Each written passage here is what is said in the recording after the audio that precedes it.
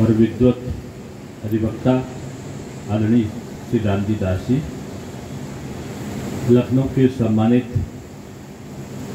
एक वरिष्ठ व्यवसायी और समाजसेवी आदरणीय श्री मुरलीधर आहूजा जी, मंच पर विराजित इस कार्यक्रम का नियोजन करने वाले श्री मनोज सिंह चंदेल जी, श्री राकेश जैन जी, श्री जयनारायण शुक्ला जी, श्री आस्था जी और जिनका श्री चिरंजीवी सिन्हा जी, उनकी धर्मपत्नी श्रीमती रश्मि श्रीवास्तव जी, उपस्थित चंदेल जी का भी ये काम आगे चलेगा, उसको लेकर बढ़ेंगे वो ऐसे आकाश चंदेल जी, हमारे लखनऊ के बहुत वरिष्ठ और समाजसेवी आदरणीय सुशील दुबे जी, और मैं एक नाम लेना चाह रहा था कि बैठे हमारे सामने पायल क्लीनर जी और महेश दद्दू जी, प्रोफेसर साहब। मैंने नाम लिया तो आप लोगों को लग रहा होगा कि मैंने क्यों नाम लिया। जो वर्तमान माननीय मुख्यमंत्री जी की सरकार है योगी आदित्यनाथ जी की, उसने केवल जो स्त्री हैं पुरुष हैं उनके कल्याण के लिए नहीं, बल्कि किन्नर जो हमारे समाज का एक अभिन्न अंग है, उनका उत्थान कैसे हो, उनका डेवलपमेंट कैसे हो, इसके लिए भी कार्य करने का निश्चय किया है। जल्दी ही उसको हम लोग आगे बढ़ेंगे उसमें। मैं नगर निगम में था तो मैंने भी इस समाज को सम्मान मिले, इसके लिए मैंने नियमावली तैयार करी थी, क्योंकि एक ऐसा समाज है जिसको जो सम्मान मिलना चाहिए तो वो लोगों से मिलता नहीं, जबकि वो लोगों के शुभ कामना के लिए कि अगर बच्चा पैदा हुआ है तो लंबी आयु प्राप्त करे, ईश्वर तक का उसके शुभकामना को पहुंचाने का काम यही समाज करता है।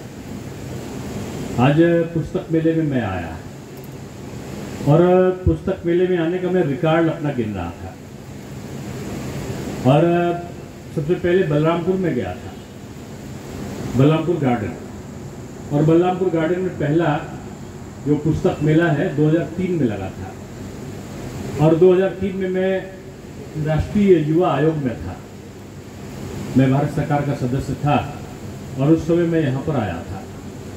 और यहाँ पर आने के बाद जो पुस्तक मेला का पहला आगाज था, एक चर्चा का विषय था पूरे देश में कि लखनऊ में भी पुस्तक मेला हो सकता है। और मैंने कहा मेला वेला तो होगा, लोग चाट खा रहे होंगे, झूला लगा होगा, वहाँ पर नाटक या कोई वृत्तचित्र चल रहा होगा। लेकिन जब मैं पुस्तक मेले में पहुँचा और उस समय 3 लोगों का एक ग्रुप था, और 3 लोगों के ग्रुप में श्री देवराज अरोड़ा, हमारे ये आस्था जी के पिताजी, हमारे उमेश ढल साहब मेरे परम मित्र थे, और मनोज चंदेल जी का एक, तीनों का एक गुट था काम करने के लिए, और तीनों ने उस कार्य को शुरू किया था। मुझे याद है ये ज्योति किरण जी जो बना रही हैं चित्र, ये उनके पति देव उसमें जागरण में शायद फोटोग्राफर थे, रिपोर्टर थे।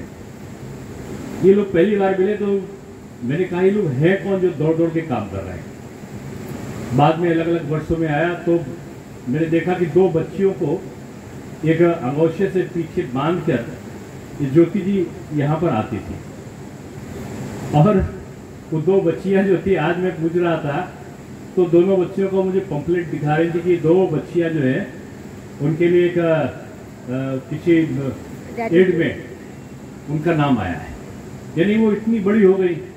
और हम लोग उस समय से आ रहे हैं, उसके बाद में महापौर बना, पर्यटन का चेयरमैन बना, उसके बाद 2 बार महापौर, 11 वर्ष महापौर रहा, और उसके बाद उप मुख्यमंत्री बना।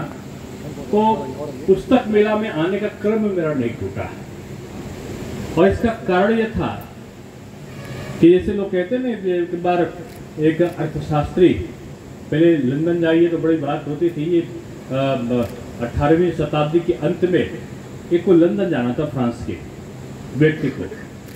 तो उसने जो पहले लंदन होके आए थे उनसे पूछा कि लंदन के बारे में जानना हो तो मुझे क्या करना होगा। तो उन्होंने कहा कि if you want to know how things in Britain are going on, don't study the House of Common but watch London stock exchange. कि आप अगर लंदन के बारे में जानना चाहते हैं तो वहाँ के जो हाउस ऑफ कॉमन, जो उनका लोकसभा या जो इस प्रकार का विधान का जो सभा है, उसका अध्ययन न करिए। आप लंदन स्टॉक एक्सचेंज क्या कहता है तो वो उसका आप अध्ययन करिए, तो आपको वहाँ की नब्ज पता चल जाएगी कि उसकी स्थिति क्या है। इसी तरीके से अगर विद्वत लोगों की पहुंच के बारे में जानना हो, उनकी सोच के बारे में जानना हो, तो पुस्तकों के प्रति उनका आकर्षण का जो आकलन है, किसी भी शहर की विद्वता का वो मापन होता है। और मुझे इस बात पे कहने में संकोच नहीं होता कि जो पुस्तकें हैं वो न केवल जीवन का प्रवाह देती हैं, बल्कि पुस्तकों के बारे में एक रिसर्च हुआ है। और रिसर्च भी जैसे भारतनामा मुझे भी एक पुस्तक भेंट किया, वो भी शोध का एक पत्र है। और वो शोध पत्र है कि भारतवर्ष का नाम कैसे भारतवर्ष पड़ा, उस पर ही शोध है। इस प्रकार के तमाम शोध हो रहे हैं, उनका प्रकाशन भी हो रहा है। लेकिन जब कंप्यूटराइजेशन का जो युग आया और ये जो मोबाइल बाबा और कंप्यूटर बाबा आए, तो उन्होंने हमारी पुस्तक माता को कहीं ना कहीं आहत करने का काम किया। और लोगों की अभिरुचि जो नई पीढ़ी थी, वो लेखन की जगह कंप्यूटर और मोबाइल पर आश्रित होने की जो तरफ आकर्षण था वो बढ़ने लगा है। लेकिन मुझे खुशी है कि कुछ समय से, कुछ वर्षों में इस पर रोक लगी है और लोग पुनः पुस्तक के प्रति जो उनका प्रेम था, आकर्षण था, उसकी तरफ वो वापस लौटे हैं। मैं एक बार एक कार्यक्रम में अमेरिका गया था, मुझे भारतीय संस्कृत और हिंदू दर्शन पर बोलना था। वहाँ पे एक शोध चल रहा था कि ये जो अमेरिकन बच्चे हैं वो ड्रग के एडिक्ट हो जाते हैं, वो अभ्यस्त हो जाते हैं नशे के। और जो छोटी बच्चियाँ थी वो 15-16 साल में ही वो माँ बनने लगती थी, नशा करने लगती थी। जो छोटे बच्चे थे 15-16 साल में हत्या करना, नशा करना, इस तरह वो बढ़ने लगे थे। उन पर शोध हुआ कि ऐसा क्यों हो रहा है। तो अभी मैं वहाँ के एक प्रोफेसर आए थे, वो हार्वर्ड यूनिवर्सिटी में हो गए। एक लखनऊ के एक कार्यक्रम में वो मुझे मिले, दिल्ली के एक कार्यक्रम में। मैंने उनसे, प्रोफेसर बलराम थे, वो भारतीय मूल के थे।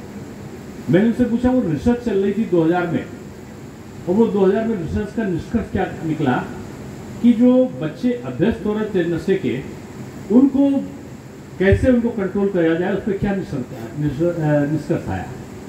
तो उन्होंने मुझसे जो कहा, उन्होंने कहा कि अरे हिंदुस्तान में डॉक्टर साहब, जो व्यवस्था लागू थी, अमेरिका अंतरिक्ष में जाने के बाद चंद्रमा पे कॉलोनी बसाने का सपना रखने वाला अमेरिका, जो पूरे दुनिया को हथियारों की सप्लाई करता है, अपने बच्चों को ठीक करने के लिए वो भारत का फार्मूला अपना रहा है। हमने कहा भारत का फार्मूला क्या है? उन्होंने कहा, एक तो ये कहा कि जो कहानियां हैं उनको बच्चे पढ़ें, जो थोड़े बड़े हो गए, संस्मरण पढ़ें, और बच्चों को बचपन में जो बुजुर्ग माता पिता नाना नानी हैं उनके साथ में रखा जाए। और तीसरा था कि उनको बचपन में नाना नानी दादा दादी जो कहानियां सुनाते हैं उनको प्रेरक प्रसंग सुनाए जाए। ये रिकमेंडेशन उसने करी। तो हमने कहा हमारे वहां तो दादा दादा नानी नानी होते थे, सब संयुक्त परिवार की व्यवस्था होती थी। आजकल की तरह नहीं है कि पति और पत्नी दोनों सर्विस में चले गए, पता चला बच्चे को बोर्डिंग में डाल दिया, तीसरा कुछ बचा तो बूढ़े माता पिता को वृद्धाश्रम में डाल दिया। पहले वृद्धाश्रम का कॉन्सेप्ट नहीं था भारतवर्ष में। ये बाल जो शिशु का संरक्षण गृह का ये कोई प्रावधान नहीं था, ये अमेरिकन सिस्टम था, ये इंग्लैंड का यूरोपियन सिस्टम था। क्योंकि वहां पर वृद्ध माता पिता के प्रति कर्तव्यों का भाव ही नहीं हुआ करता था। वहां श्रवण कुमार ऐसी मानसिकता वाले लोग नहीं रहा करते थे। वहां इस प्रकार की व्यवस्था में कि बच्चा बचपन में बोर्डिंग को चला गया, बड़ा हुआ तो नौकरी पा गया, थोड़ा और बड़ा हुआ तो वही नौकरी करते करते उसका नौकरी करने वाली पत्नी से विवाह हो गया। घर लौट कर आया, देखा माता पिता बूढ़े हो गए। सोचा चलो बचपन में इन्होंने मुझे डाला था शिशु गृह में, अब चलो बुढ़ापे में इनको वृद्धाश्रम में मैं छोड़ दिया। वहीं पे उनकी जिंदगी का अंत हो जाता है। इसलिए मैं कभी कभी कहता था कि जो भारत की जो दर्शन है, भारत की जो संस्कृत है वो दर्शन है, और जो पाश्चात्य का स्थिति है, संस्कृत है, वो प्रदर्शन है। और हम प्रदर्शन की तरफ भागते हुए इन सारी चीजों को भूल जाते हैं। मैंने इस व्यवस्था को इसलिए बताया कि जब चिरंजीवी सिन्हा ने मुझे अपनी पुस्तक को, रश्मि श्रीवास्तव जी की पुस्तक को दिया, तो मैंने देखा उसमें प्रेरक प्रसंग है, उसमें नाना नानी दादा दादी की कहानियों के अंश जुड़े हुए हैं। और यही चीजें मैं कहता हूं कि ये बच्चों को अगर बचपन में इस प्रकार के प्रेरक प्रसंग मिले, देखते देखते मेरी निगाह, क्योंकि मैं अब राजनीति तो अब मैं कर रहा हूं कि जब से पदों पे आया तो पठन पाठन की प्रक्रिया मेरी नहीं हो पाई। इससे पहले मैं काफी जांचने से लेके प्रश्न पत्र बनाने तक का काम करता था। तमाम बड़े कंपटीशन में बच्चे आते तो उनका साक्षात्कार लेने का अवसर मुझे मिलता था। तो मैंने देखते ही पुस्तक में विशेषता क्या है, पुस्तक में देखते मुझे पता चला कि स्त्री पुरुष के आगे क्यों चलती है फेरे में। एक प्रसंग कहानी के साथ आपका यह आया कि स्त्री आगे क्यों। अब मैं स्वयं नहीं जानता था इस चीज को। उन्होंने उषा और सूर्य को आदि पुरुष और स्त्री के रूप में देखा। उषा के प्रवाह पहले होता, उसके पीछे सूर्य आते हैं। उससे उन्होंने जोड़ा कि स्त्री का जो भाव है वो प्रथम है, और इससे जो फेरा होता है पहले स्त्री से प्रारंभ करा जाता है, आगे स्त्री चलती है। और इस चीज को मैंने साइंटिफिक रूप में देख रहा था पढ़ते पढ़ते, तो ये है हमारे पास संस्कृत में। आप देखो कि हम नाम लेते हैं पृथ्वी पे नहीं, पहले देवियों एवं सज्जनों कहते हैं। हम सज्जनों एवं देवियों नहीं कहते, हम देवियों और सज्जनों करके बोलते हैं। और उसमें आप देखो सीताराम, सीता पहले, राम बाद में, राधा कृष्ण, राधा पहले, कृष्ण बाद में, गौरी शंकर, गौरी पहले, शंकर बाद में, उमा शंकर, उमा पहले, शंकर बाद में, लक्ष्मी नारायण, लक्ष्मी पहले, नारायण बाद में। तो यानी पृथ्वी पर ही नहीं, हमारी भारतीय संस्कृति में जो देवलोक है वहां भी नारी को प्रथम स्थान प्राप्त है। लेकिन ये छोटी सी चीजें हैं, अगर कोई आपसे प्रश्न करे तो आपको पता ही नहीं, लेकिन ये प्रेरक प्रसंग इस प्रकार के अगर हम पढ़ेंगे छोटे छोटे संस्मरण से, तो हमारा ज्ञान वर्धन के साथ साथ हमारा जो मानसिक संतुलन है वो भी ठीक होता है। आज क्या है, आज ज्यादातर लोग अवसाद में चले जाते हैं, ज्यादातर लोग डायबिटिक के शिकार हो जाते हैं तनाव केस में। लेकिन लेखन ऐसा है जो हमें तनाव मुक्त करता है, हमें सोचने के लिए हमारे मस्तिष्क को सक्रिय करता है। अभी एक जापान का एक बहुत बड़ा शोध प्रकाशित हुआ, और जापान का जो शोध था उसमें था कि लंबी आयु के कौन लोग सबसे ज्यादा लंबी आयु के रहते हैं। तो उसमें उसने लिखा कि सबसे ज्यादा लंबी आयु शिक्षक की होती है। अब शिक्षक की क्यों होती है, तो उसने कहा कि वो बोलते हैं, लेक्चर देते हैं, पढ़ते हैं, लिखते हैं, और लिखने वाला व्यक्ति जो मस्तिष्क से होता है तो उसका दिमाग सक्रिय होता है, और जो दिमाग सक्रिय होता है तो उसके सारे के शरीर के अंग जो हैं वो अपने आप में एक्टिव होते हैं, और जो एक्टिव होते हैं तो स्वस्थ रहते हुए लंबी जीवन को जीने की प्रक्रिया जो अध्ययनरत लोग होते हैं उनकी ज्यादा होती है। ऐसा उस शोध का अर्थ निकल रहा था। मेरा सीधा कहना है कि जो आप चिंतन मनन का जो आपका एक सकारात्मक दृष्टिकोण है, नकारात्मक नहीं, वो सोचने वाले तो अवसाद के ग्रस्त हो जाते हैं जो नकारात्मक सोचते हैं, जो सोचते हैं कि सब मैं करने वाला हूं, मैं कौन है। हनुमान जी भी सोचे, तो हनुमान जी गए तो उनका कि लंका को हमने पार कर लिया। बाद में उनका नहीं, लंका को मैंने कहा, मैंने तो राम जी का जब नाम लिया तब पार किया, यानी मैं खुद पार करने वाला नहीं, मुझे पार कराने वाले राम जी थे। जब वहां गए, लंका पहुंच गए, तो ताड़का के एक स्वप्न का जिक्र आया कि ताड़का ने कहा कि जो बानर एक आएगा और बानर लंका में आग लगा देगा। लंका कांड में, सुंदर कांड में इसका वर्णन आता है। तो हनुमान जी ने कहा कि प्रभु राम ने तो मुझे कहा ही नहीं है, कि मैं लंका में आग लगा दूंगा। ये कहां से इसको सपना आ गया? बाद में पता चला कि जब रावण उनको पकड़ के ले गया तो उसमें एक और प्रसंग आता है कि एक बार सीता माता पर क्रुद्ध हुआ रावण और तलवार खींच के जब दौड़ा तो हनुमान जी को लगा कि इसको भी यहीं पटक के हम मार दें, और उनके मन में क्रोध आया कि रावण पे हमें आक्रमण करके सीता जी को बचा लूं दौड़ के। तब तक मंदोदरी आ गई और हनुमान जी का हाथ पकड़ के उन्होंने उसको रोक दिया कि ऐसा मत करो। तब हनुमान जी को आया ये तो प्रभु जी ने मुझसे नहीं, प्रभु जी को तो काम कराना था मंदोदरी से, उन्होंने उसका काम करा दिया, बचाने का काम उसके लिए मुझे नहीं सौंपा, उसके अधिकृत उन्होंने ऊपर वाले ने दूसरे को कर दिया।